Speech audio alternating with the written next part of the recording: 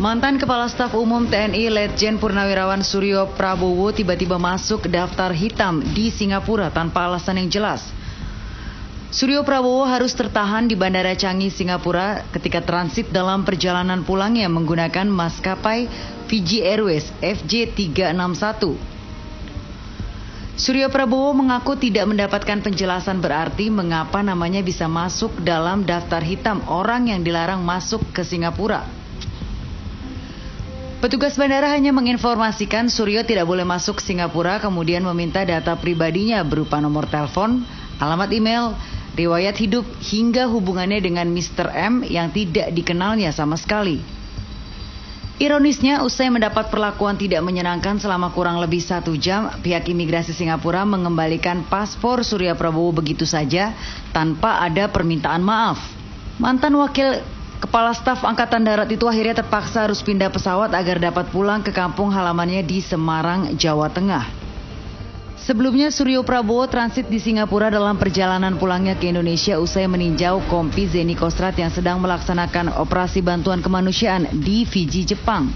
Menanggapi hal ini, Panglima TNI Jenderal Gatot Nurmantio berencana melayangkan nota protes ke Singapura melalui Kementerian Luar Negeri Indonesia.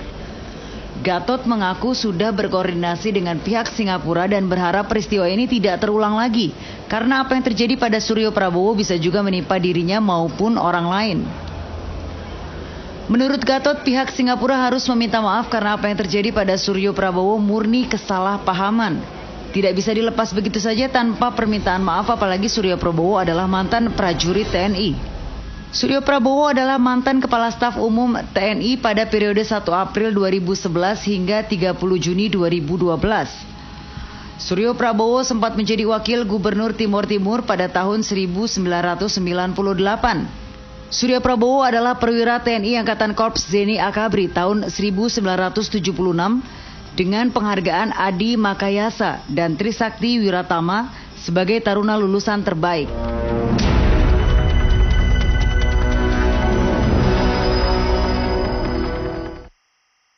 Ya, selamat malam pemirsa JAK TV, senang sekali saya Ruth Maria Tiara dalam kesempatan ini akan menemani Anda selama 1 jam ke depan dalam program Opini Publik, dan kali ini kami akan membahas ini terkait tentang cekal Suryo Prabowo Singapura harus minta maaf, dan sudah ada narasumber di studio kami ini Bapak Letnan Jenderal TNI Purnawirawan Suryo Prabowo selaku mantan Kepala Staf Umum TNI Tentara Nasional Indonesia. Selamat malam, selamat datang di JAK TV. Dan juga Bapak Desmond Junaidi Mahesa, ini selaku Wakil Ketua Komisi 3 DPR RI. Selamat malam, selamat datang di JAK TV. Dan Bapak Majen TNI Purnawirawan Supyadin Aries Saputra, ini anggota Komisi 1 DPR RI dari Partai Nasdem. Selamat malam Pak, selamat datang di JAK TV. Pak Suryo, nih saya mau tanya ini terkait tentang, kita sudah melihat VT sebelumnya, ini terkait tentang ini, apa sih kronologisnya seperti apa di sana? Baik, saya ceritakan ya. Saya singkatnya dari Fiji mau kembali ke Jakarta itu menggunakan 2 maskapai penerbangan, Fiji Air dengan Singapura. Dari Fiji ke Singapura saya menggunakan Fiji Air, dari Singapura ke Jakarta menggunakan Singapore Airlines. Menurut penerbangan Fiji, bagasi saya tidak bisa ikut langsung ke Jakarta, sehingga saya harus check out dulu, keluar mengambil bagasi. Setelah itu masuk kembali, pindah terminal SQ. Pada saat saya di transmigrasi itu, dilihat paspor, kemudian tangan saya menggunakan itu biometrik itu. Terus agak ragu tuh petugasnya, terus mengajak saya ke lounge. Lounge bagus, cukup bagus. Terus saya di situ duduk, ada petugas yang nanyakan, bukan dari imigrasi tapi saya tahu itu dari ISA, polisi internal dia. Dia nanya, nggak penting-penting amat yang ditanya. Sebelumnya Bapak pernah ke Singapura? Terus saya baru ingat bahwa memang saya nggak pernah ke Singapura dalam arti tamasya atau leisure, karena terakhir saya tahun 2009 sebagai Wakil Kepala Staf Angkatan Darat. Terus, oh Bapak pensiunan ya, pekerjaan Bapak sekarang apa? Nah, ketika dia nanya begitu, saya langsung nanya, kenapa kok saya harus menjawab pertanyaan itu? Gitu. Dia buka-buka buku. Menurut catatan kami, nama Bapak ada di daftar blacklist Terus saya tanya, kenapa kok saya masuk blacklist? Saya nggak tahu, harus jelas dong, saya bilang. Apakah karena kriminal atau kejahatan antar negara, pencucian uang, korupsi, atau teroris kan gitu. Nah, saya nggak tahu Pak, tapi Bapak aktivitas sehari-hari apa? Kamu handphonemu mereknya kan ini iPhone, buka aja, saya bilang gitu. Kamu googling situ apa saya, kurikulum vitae saya seperti apa dan sebagainya. Terus dia ragu, masuk. Jadi tanya jawabnya nggak lama, hanya ditanya nomor handphone sama email, sama akun Facebook. Kalau lihat saya nambahin, buka aja akun Facebook saya gitu. Dia masuk, keluar lagi. Bapak lama di sini, ya kamu lihatlah di saya kan saya tulis kartu imigrasi, cuman keluar ngambil koper, ya terus dia ragu lagi, kumpul lagi, nggak tahu ketemu siapa di dalam, terus keluar lagi. Di Singapura ini Bapak kenal siapa? Terus kamu tanya Perdana Menterimu aja lah, saya bilang gitu.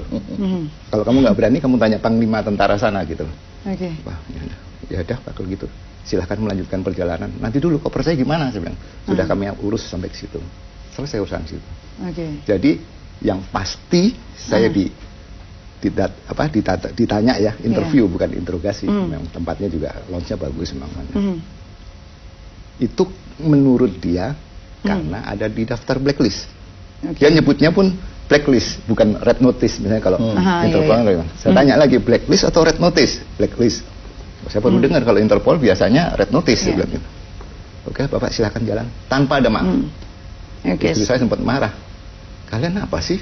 Intel apa kok nggak ngerti nama paspor di situ? Bahwa soalnya common name apa? Mungkin salah nama. Nama Yohanes Suryo Prabowo itu kan bukan nama yang lazim. Maaf ya, bukan nama kayak Al Jazeera gitu kan, Aladin gitu kan, itu banyak kan gitu ya. Tapi saat itu Bapak merasa ada kayak harus menanyakan lagi atau mau nanya ke siapa atau tentang kejelasan ini hanya sekedar aja seperti itu? Saya hanya bilang, saya tidak terima dengan ini dan kamu harus minta maaf. Kemudian ada teman saya mungkin menghubungi Adhan, telepon saya, terus Pak Suryo katanya ada masalah. Iya, saya jelaskan singkat, tapi yang jelas saya tidak terima dengan masalah ini. Nah kemudian malamnya setelah sampai Jakarta ada penjelasan dari Singapura, dari pihak kedutaan, saya nggak sebut.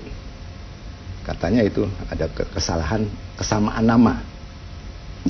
Dengan yang di blacklist. Saya bilang nggak mungkin, bukannya saya sombong dengan nama saya. Saya kan 40 tahun jadi tentara.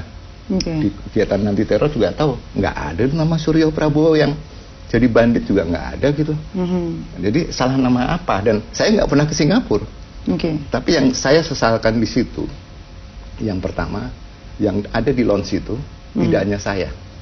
Saya lihat banyak orang yang mungkin orang Indonesia atau Malaysia juga, maksudnya di interview.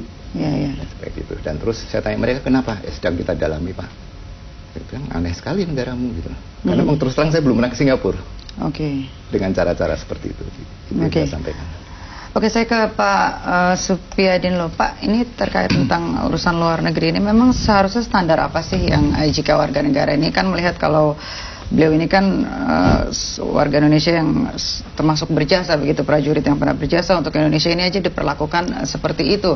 Namun bagaimana jika misalkan sipil seperti biasa, prosedur standar seperti apa sih? Ya, saya kira kan sudah ada prosedur standar keimigrasian ya.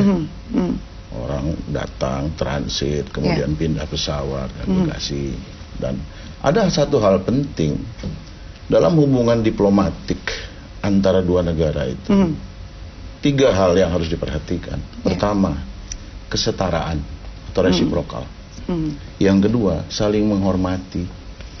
Dan yang ketiga, itu harus saling menguntungkan. Nah, Indonesia dengan Singapura ini kan bukan baru sekarang.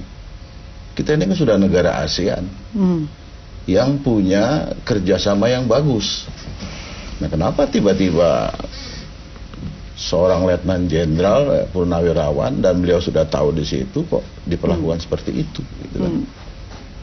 Dan harusnya setelah tidak ada hal-hal yang penting dalam pertanyaan tadi itu, ya harusnya dia minta maaf dong. Oh maaf Pak, kami salah, kan begitu, selesai. Tapi kalau silakan Bapak lanjutkan perjalanan.